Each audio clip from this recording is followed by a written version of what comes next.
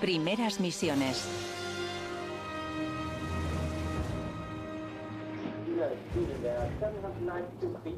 En 1943, a Estados Unidos, ya inmerso en la guerra, le costó encontrar tripulaciones para sus bombarderos. Estas grandes naves no tenían el prestigio de los cazas de la Fuerza Aeronaval, y las pérdidas eran cuantiosas. Yo tenía toda la confianza del Estado Mayor para llevar a buen puerto la operación Liberty Lily. La tripulación del avión había sido objeto de una cuidada selección. Los soldados reclutados eran al mismo tiempo actores encargados de representar un personaje y combatientes auténticos. Eran aficionados que habían aprendido rápidamente su lección en una base anónima de Texas. Sin embargo, no podían ni imaginarse la brutalidad de lo que presenciarían.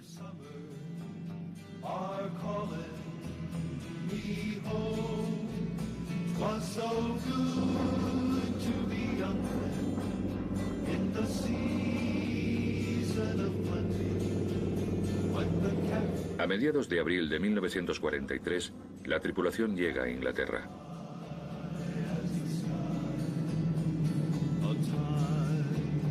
El 21 de abril me reuní con mis chicos, a los que no había visto desde que les habían concedido permiso. Todo el mundo les observaba con una evidente curiosidad. En 3 meses habían cambiado considerablemente. Gary, el piloto, había ganado en seguridad y ya no parecía confundir un B-17 con un avión de acrobacias. Doherty se pasaba el día esperando que llegara una carta de su joven esposa, y Kowalski y Seaborg no tardaron en perseguir a las mujeres junto con Vaccaro. Pero el que más me preocupaba era Friedman, quien sin saber por qué me parecía preocupado.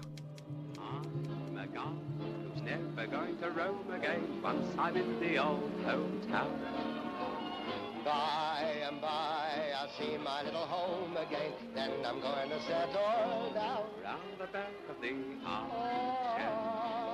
Down the sunny side where the black of the armchair. Tenía muchas ganas de verlos volar en su primera misión. Los muchachos disfrutaron de tiempo libre. Inglaterra les ofrecía demasiadas tentaciones, mujeres, esposas cuyos maridos estaban en la guerra. Tony Vaccaro se encaprichaba simplemente con un sí o un no, con una sonrisa, con el roce de una mano.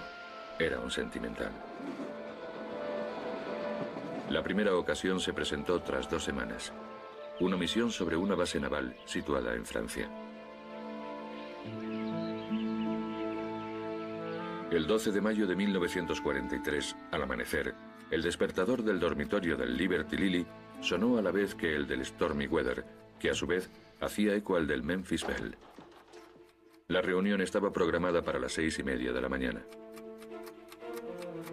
Kowalski fue el primero en levantarse. Su trabajo en la mina lo había acostumbrado a trabajar de madrugada. Gary, el piloto, no siguió ese ejemplo y se quedó bajo las sábanas, secuencia esta que se eliminó en el montaje por no ser demasiado heroica. Durante el desayuno, algunos no podían comer nada y otros devoraban. Cada uno reaccionaba de forma distinta, pero la tensión se leía en los rostros de todos.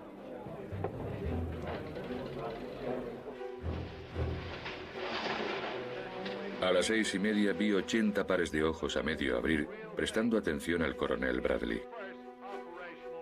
Entonces se desveló el objetivo, el puerto de San Nasser.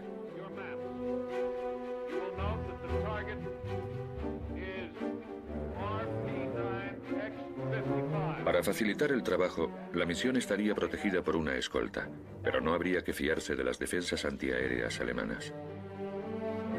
Siguiendo lo indicado por el Estado Mayor, decidí que los primeros chicos a los que filmaríamos serían Tony Vaccaro y Sam Friedman, 2 de los europeos de origen del grupo. También serían las primeras imágenes del cámara William Chomsky. Necesitábamos movilizar urgentemente a los italianos y alemanes recién nacionalizados. Vaccaro y Friedman probablemente tendrían que luchar contra los suyos, contra primos, amigos. Con el depósito ya lleno, los mecánicos cargaron las bombas, comprobaron las máscaras de oxígeno, los paracaídas, cargaron las ametralladoras. El operador fijó sus cámaras en la carlinga y la tripulación repetía el procedimiento de vuelo.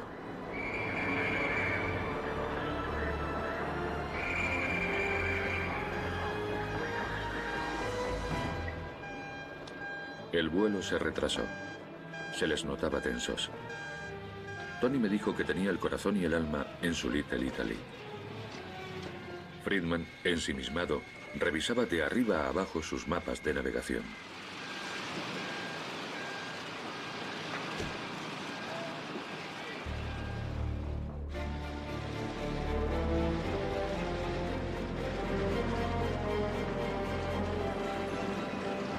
Finalmente, a las 10 horas, les dije adiós y mucha suerte.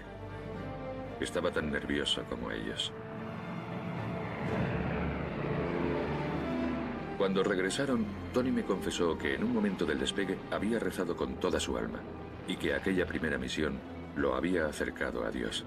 No le confesé que yo mismo había rezado por ellos.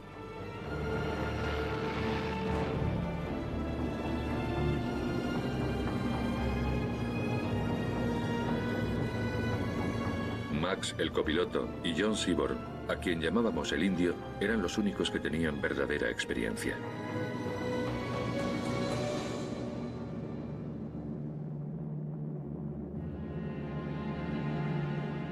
¿Cómo se comportarían los nuevos? Para Doherty sería la primera vez que lanzaría bombas. ¿Mantendría la sangre fría?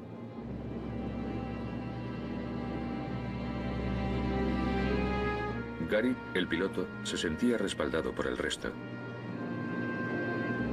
Kowalski no se dejaba llevar por la pena. Y a Vaccaro, el mago de la mecánica.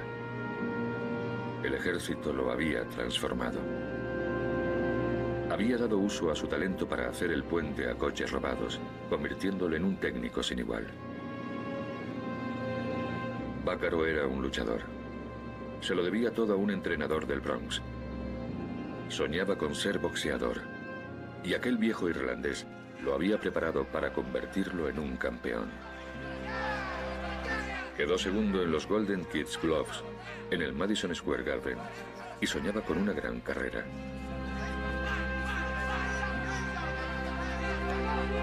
Por casualidad, yo lo había visto boxear en el campamento cuando se incorporó. Golpeaba fuerte, hacía daño. Era impulsivo. Y lo escogí por la determinación que se leía en su rostro de querer vengar el mal hecho a los suyos por Mussolini. Las imágenes que el cámara grabó del vuelo lo mostraban nervioso. Pero ¿quién no lo habría estado? Tony cumplía el papel que se le había asignado, el de un italiano perfectamente integrado, luchando por nuestro país.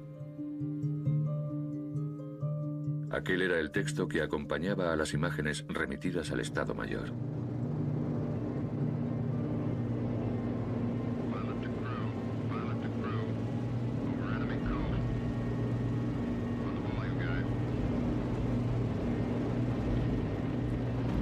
Cuando las defensas antiaéreas entran en acción, se recibe el bautismo de fuego, pero volaban tan alto que nada podía alcanzarlos. Al menos eso era lo que quería dar a entender la película. Y con ello, yo prometía a las familias estadounidenses una guerra sin daños ni víctimas. La realidad sería bien distinta. Propulsado por sus 1200 caballos, el avión cambiaba de rumbo cada 15 segundos y jugaba con los obuses que estallaban a su alrededor.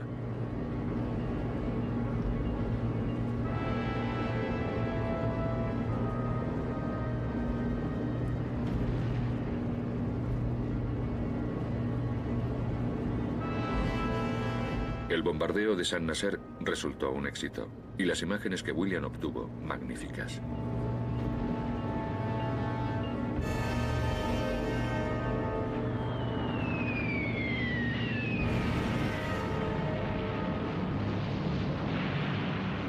La tripulación recordaba el escalofrío que había sentido ante la belleza del bombardeo, las explosiones de los antiaéreos como fuegos artificiales. Las llamas se extendían sobre el terreno. Era la sensación del trabajo bien hecho.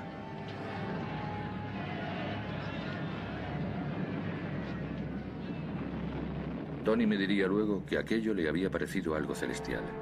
Decidí que la película debería subrayar su fe en Dios y en Estados Unidos.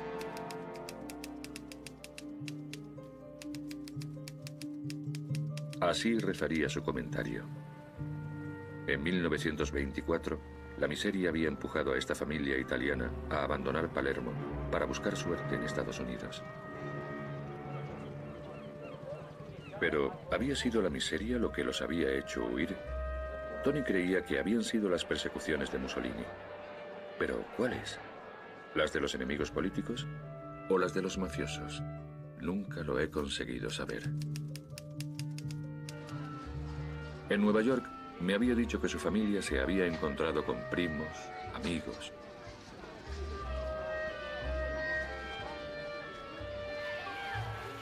En verano, los niños iban a los muelles a refrescarse. Tony era un chaval de la calle que hacía trampas jugando a las cartas. Un poco gamberro. Me había comentado incluso que todo habría acabado mal si su mentor irlandés no hubiese aplacado su fascinación por Capone, Luciano, Costello, Dillinger, 4 delincuentes considerados como héroes por los muchachos del barrio. Siempre acabo encontrándome muertos a los mafiosos a quienes había conocido vivos, solía decir él. El boxeo le hizo ganar confianza en sí mismo. Ya no tenía miedo a nada ni a nadie. La secuencia de la película dedicada a él decía que era un buen hijo, trabajador y amante de su patria.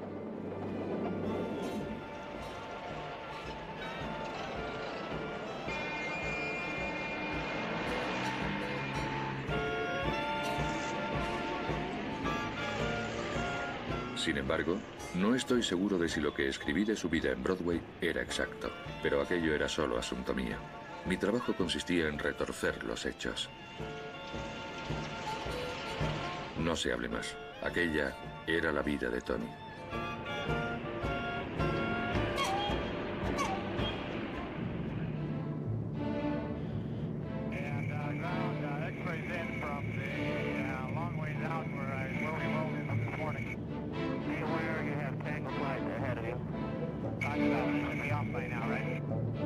El regreso de la misión había suscitado la curiosidad. Su avión apareció en el horizonte. A los mandos se encontraba el copiloto porque Gary estaba algo indispuesto. Sin embargo, por exigencias del guión, no cabría duda sobre si Gary había pilotado el vuelo.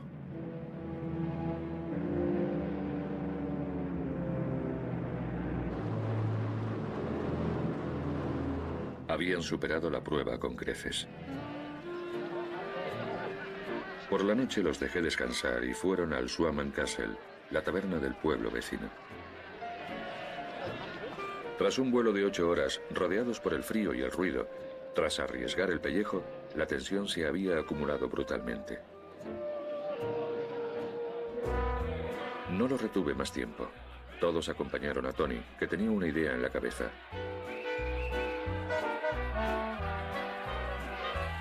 Todos, menos Friedman. No parecían interesarle las juergas. Estaba acabando una carta para Pat, su esposa. Entablé conversación con él. ¿Había ido todo bien? Tenía ganas de hablar con Pat. Se habían casado antes de que él se enrolase en el ejército. Ella estaba en Nueva York, donde había encontrado trabajo en una agencia de modelos que necesitaba una estadounidense media para una campaña publicitaria.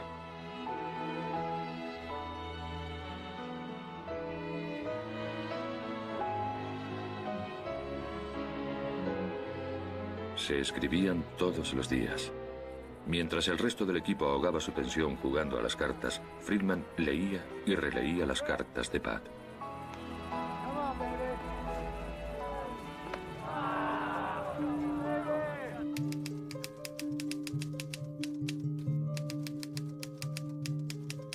Hoy sigo hablando con emoción de Sam. Se nota que fue mi favorito. Quizá porque tuvo un destino trágico.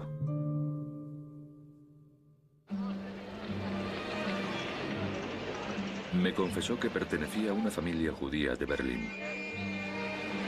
Su padre era peletero. Podía hacer lo que quisiera con las manos, pero era un oficio temporal. Ya por aquel entonces el dinero escaseaba. Cuando Hitler accedió al poder, la familia no se percató de la verdadera gravedad de la situación. A partir de entonces, la situación se volvió insoportable.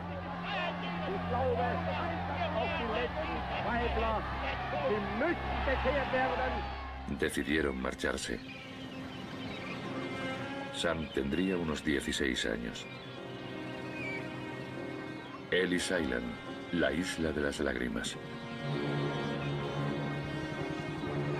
Allí, miles de desfavorecidos esperaban con angustia el permiso para ocupar los cuchitriles de Mulberry Street.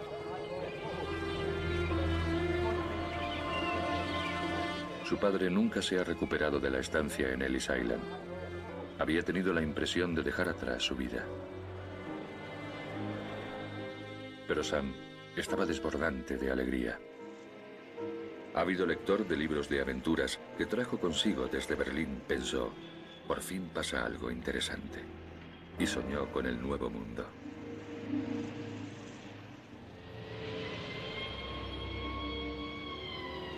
Brooklyn. Se instalaron en la pobreza durante largos años.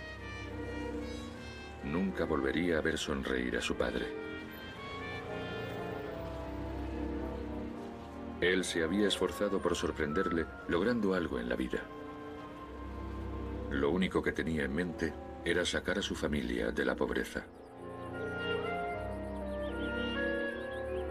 A Sam le encantaba el deporte y los dibujos animados. Bugs Bunny y el Pato Donald.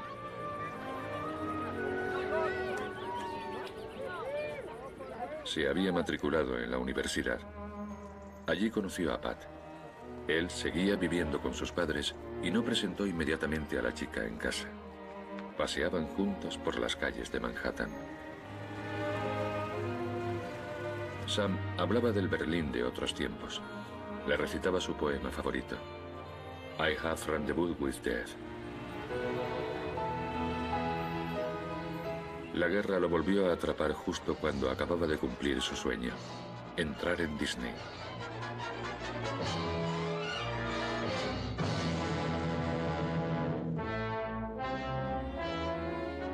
Se incorporó a la aviación, pero antes se casó con una Pat desconsolada. Sam Friedman encarnaba al verdadero judío de Nueva York. Su ficha me la propuso el Pentágono.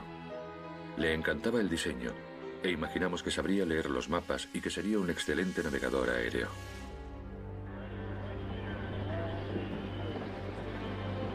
En cuanto Friedman llegó al cuartel, me di cuenta de que estaba preocupado. Pero en la reunión de la segunda misión, cuyo objetivo era la base de submarinos de Brest, comprobé que se había relajado. Relajado porque el objetivo no estaba en Alemania y porque en su conciencia no pesaría la muerte de civiles alemanes. Yo lo había elegido basándome en sus orígenes berlineses, pero no había pensado en los escrúpulos que podía sentir al bombardear su país natal. Y pensar que aquel joven, 2 años antes, se habría desmayado con cualquier análisis de sangre. Y hoy era el valiente navegante aéreo de una fortaleza volante.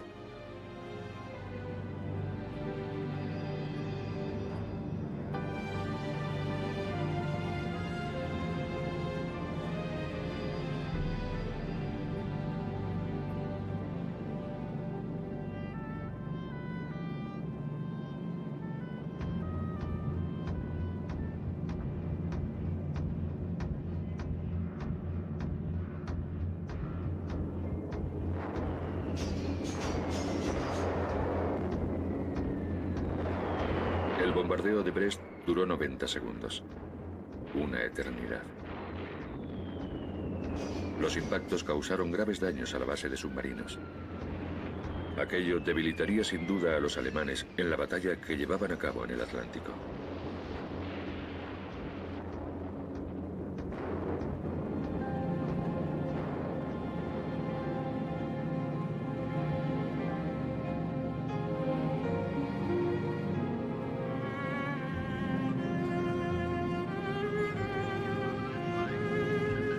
En el camino de vuelta, los comentarios eran positivos. Sabía que a Friedman le habría gustado disculparse por los perjuicios causados a Francia. Era muy sensible, y para calmar su angustia, dibujaba monigotes o flores en los mapas de navegación.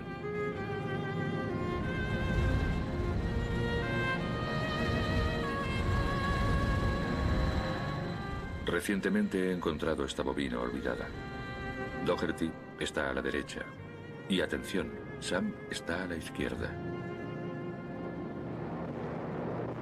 Estas imágenes no forman parte de la película. Decidí censurarlas porque no se correspondían con la idea que el Pentágono tenía de nuestros héroes.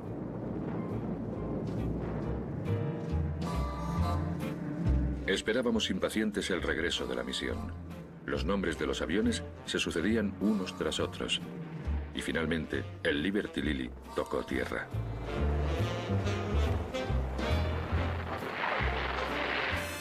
Esta escena la grabamos 2 veces. Era necesario que el Liberty aterrizara bastante después que los demás para que en la película se acentuara la tensión por su vuelta. Esta pequeña puesta en escena gustó mucho a la tripulación. Gary hizo un escueto gesto con la mano. Y otros improvisaron con grandilocuencia.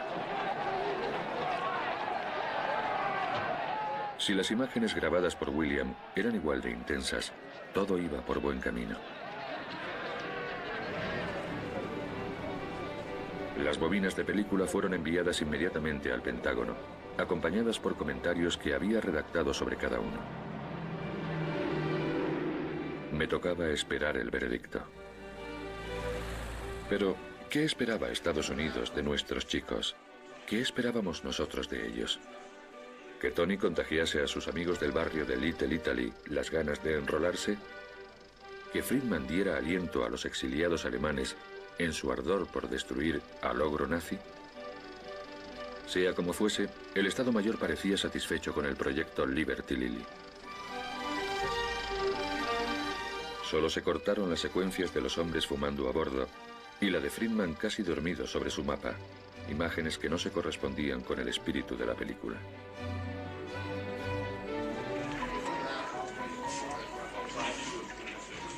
Tampoco se correspondían los civiles franceses muertos a manos del bombardeo. La película no lo mencionaría. No obstante, miles de personas murieron bajo nuestra lluvia de bombas, pero a nosotros solo nos importaba la misión.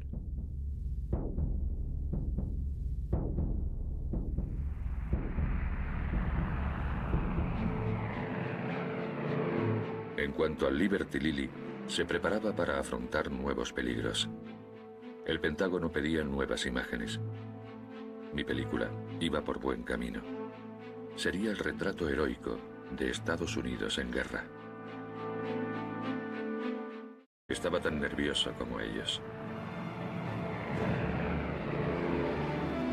Cuando regresaron, Tony me confesó que en un momento del despegue había rezado con toda su alma y que aquella primera misión lo había acercado a Dios. No le confesé que yo mismo había rezado por ellos.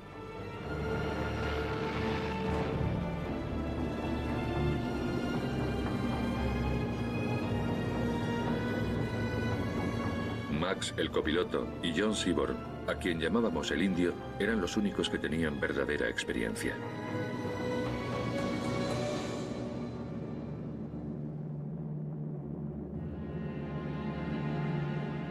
¿Cómo se comportarían los nuevos? Para Doherty sería la primera vez que lanzaría bombas. ¿Mantendría la sangre fría?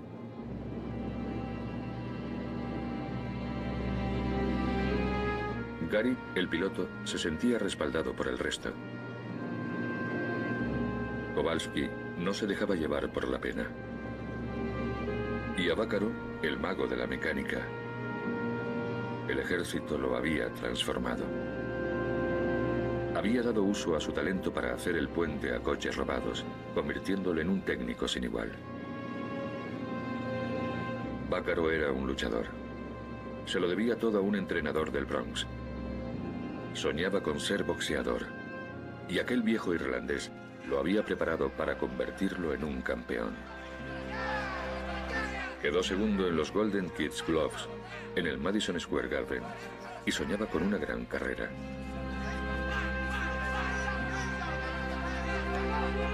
Por casualidad, yo lo había visto boxear en el campamento cuando se incorporó. Golpeaba fuerte, hacía daño. Era impulsivo, y lo escogí por la determinación que se leía en su rostro de querer vengar el mal hecho a los suyos por Mussolini.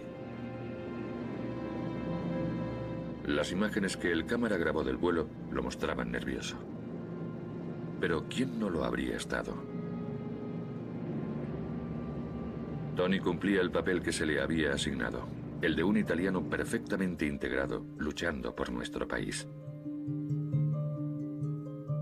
Aquel era el texto que acompañaba a las imágenes remitidas al Estado Mayor.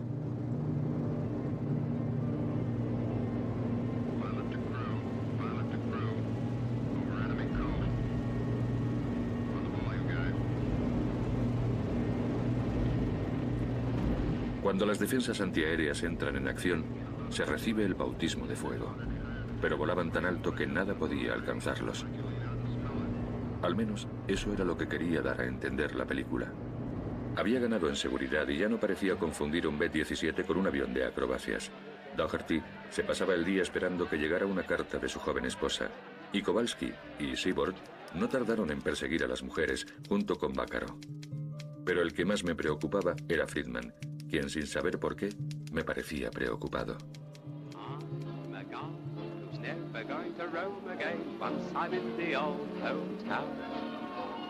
By and by I'll see my little home again. Then I'm going to settle down round the back of the armchair.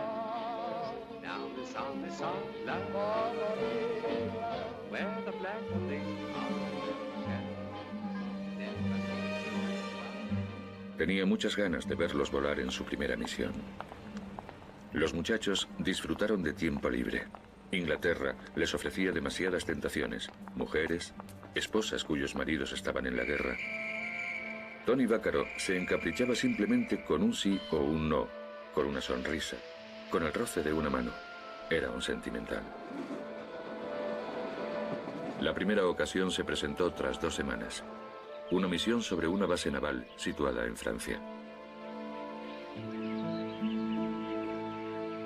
El 12 de mayo de 1943, al amanecer, el despertador del dormitorio del Liberty Lily sonó a la vez que el del Stormy Weather, que a su vez hacía eco al del Memphis Belle. La reunión estaba programada para las 6:30 de la mañana. Kowalski fue el primero en levantarse. Su trabajo en la mina lo había acostumbrado a trabajar de madrugada. Gary, el piloto, no siguió ese ejemplo y se quedó bajo las sábanas, secuencia esta que se eliminó en el montaje por no ser demasiado heroica. Durante el desayuno, algunos no podían comer nada y otros devoraban. Cada uno reaccionaba de forma distinta, pero la tensión se leía en los rostros de todos.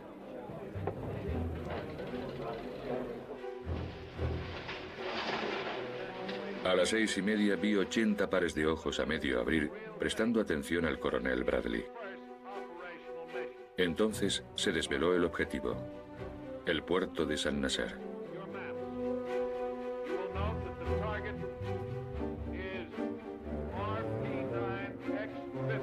Para facilitar el trabajo, la misión estaría protegida por una escolta, pero no habría que fiarse de las defensas antiaéreas alemanas. Siguiendo lo indicado por el Estado Mayor, decidí que los primeros chicos a los que filmaríamos serían Tony Vaccaro y Sam Friedman, 2 de los europeos de origen del grupo. También serían las primeras imágenes del cámara William Chomsky. Necesitábamos movilizar urgentemente a los italianos y alemanes. Reflación llega a Inglaterra.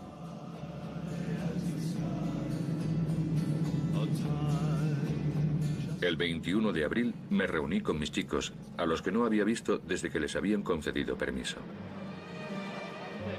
Todo el mundo les observaba con una evidente curiosidad. En 3 meses habían cambiado considerablemente. Gary, el piloto, había ganado en seguridad y ya no parecía confundir un B-17 con un avión de acrobacias. Doherty se pasaba el día esperando que llegara una carta de su joven esposa, y Kowalski y Seaborg no tardaron en perseguir a las mujeres junto con Vaccaro. Pero el que más me preocupaba era Friedman, quien sin saber por qué me parecía preocupado.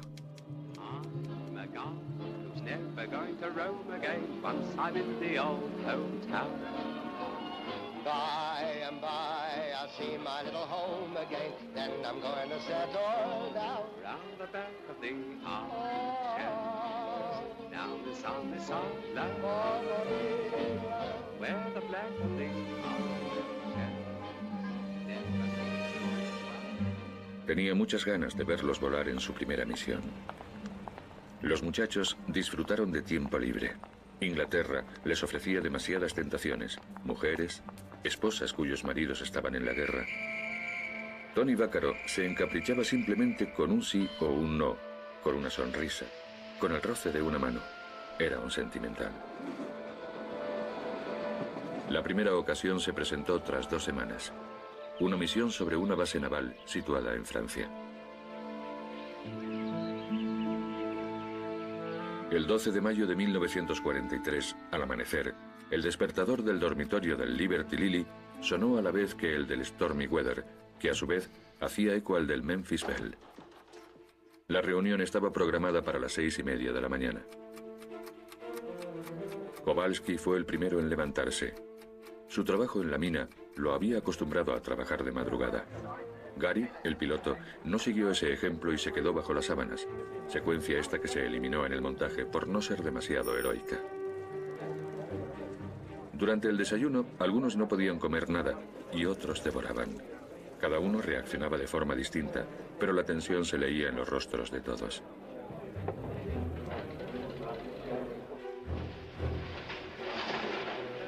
A las 6:30 vi 80 pares de ojos a medio abrir, prestando atención al coronel Bradley.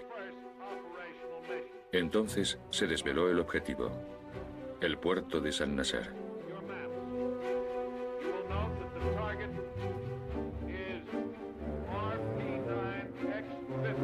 Para facilitar el trabajo, la misión estaría protegida por una escolta.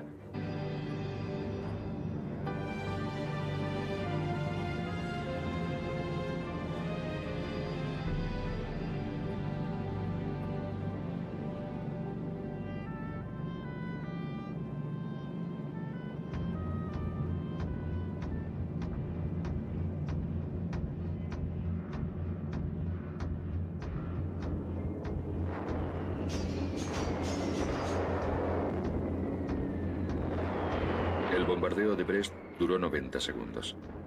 Una eternidad. Los impactos causaron graves daños a la base de submarinos. Aquello debilitaría sin duda a los alemanes en la batalla que llevaban a cabo en el Atlántico.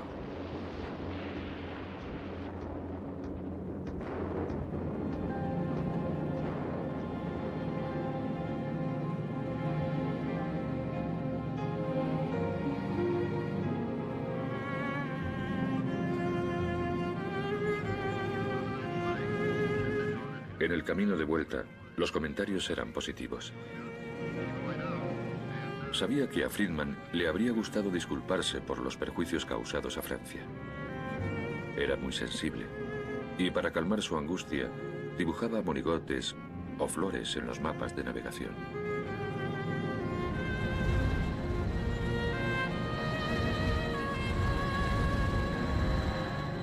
Recientemente he encontrado esta bobina olvidada.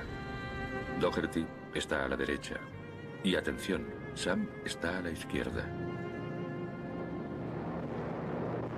Estas imágenes no forman parte de la película. Decidí censurarlas porque no se correspondían con la idea que el Pentágono tenía de nuestros héroes.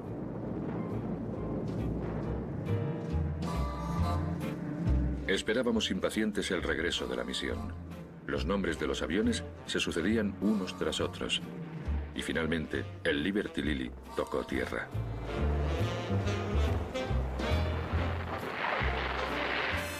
Esta escena la grabamos 2 veces. Era necesario que el Liberty aterrizara bastante después que los demás, para que en la película se acentuara la tensión por su vuelta. Esta pequeña puesta en escena gustó mucho a la tripulación. Gary hizo un escueto gesto con la mano. Y otros improvisaron con grandilocuencia. Si las imágenes grabadas por William eran igual de intensas, todo iba por buen camino. Las bobinas de película fueron enviadas inmediatamente al Pentágono, acompañadas por comentarios que había redactado sobre cada uno. Me tocaba...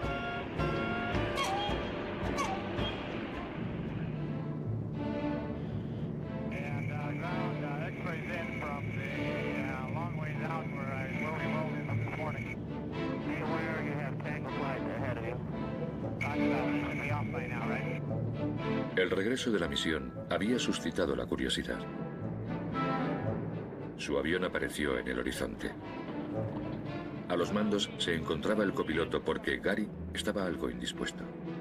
Sin embargo, por exigencias del guión, no cabría duda sobre si Gary había pilotado el vuelo.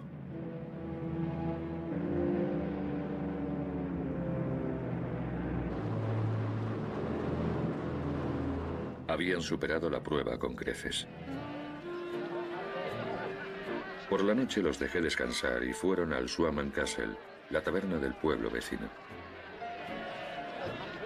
Tras un vuelo de 8 horas, rodeados por el frío y el ruido, tras arriesgar el pellejo, la tensión se había acumulado brutalmente. No lo retuve más tiempo. Todos acompañaron a Tony, que tenía una idea en la cabeza.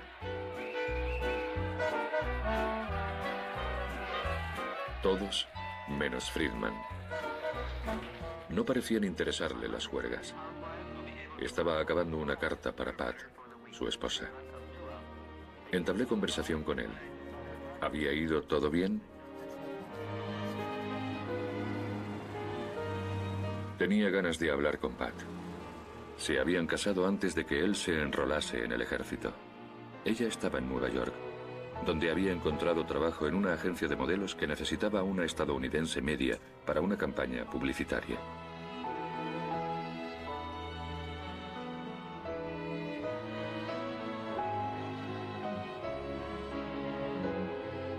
Se escribían todos los días.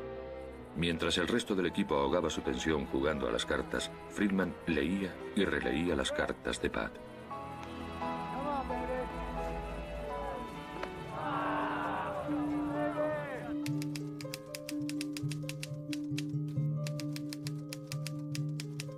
Hoy sigo hablando con emoción de Sam. Se nota que fue mi favorito. Quizá porque tuvo un destino trágico.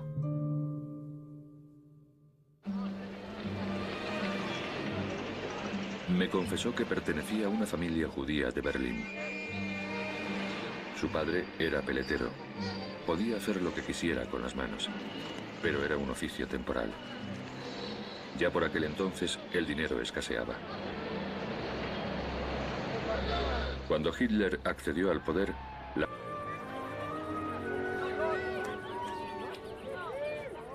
se había matriculado en la universidad. Allí conoció a Pat.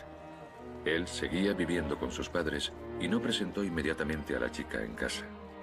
Paseaban juntos por las calles de Manhattan. Sam hablaba del Berlín de otros tiempos. Le recitaba su poema favorito, I Have Rendezvous with Death. La guerra lo volvió a atrapar justo cuando acababa de cumplir su sueño, entrar en Disney.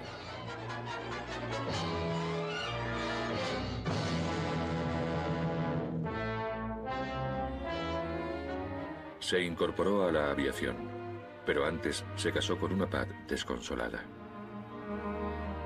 Sam Friedman encarnaba al verdadero judío de Nueva York. Su ficha me la propuso el Pentágono.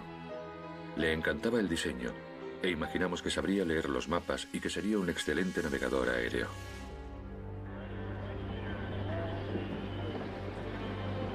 En cuanto Friedman llegó al cuartel, me di cuenta de que estaba preocupado. Pero en la reunión de la segunda misión, cuyo objetivo era la base de submarinos de Brest, comprobé que se había relajado. Relajado porque el objetivo no estaba en Alemania y porque en su conciencia no pesaría la muerte de civiles alemanes.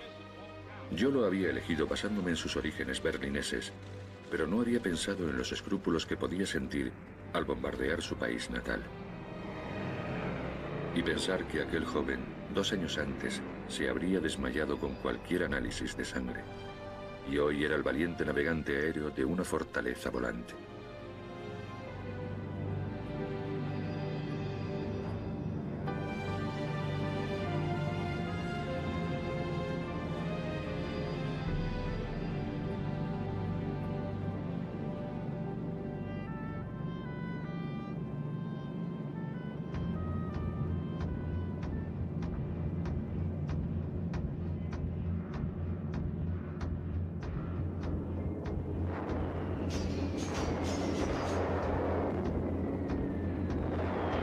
El bombardeo de Brest duró 90 segundos. Una eternidad. Los impactos causaron graves daños a la base de submarinos.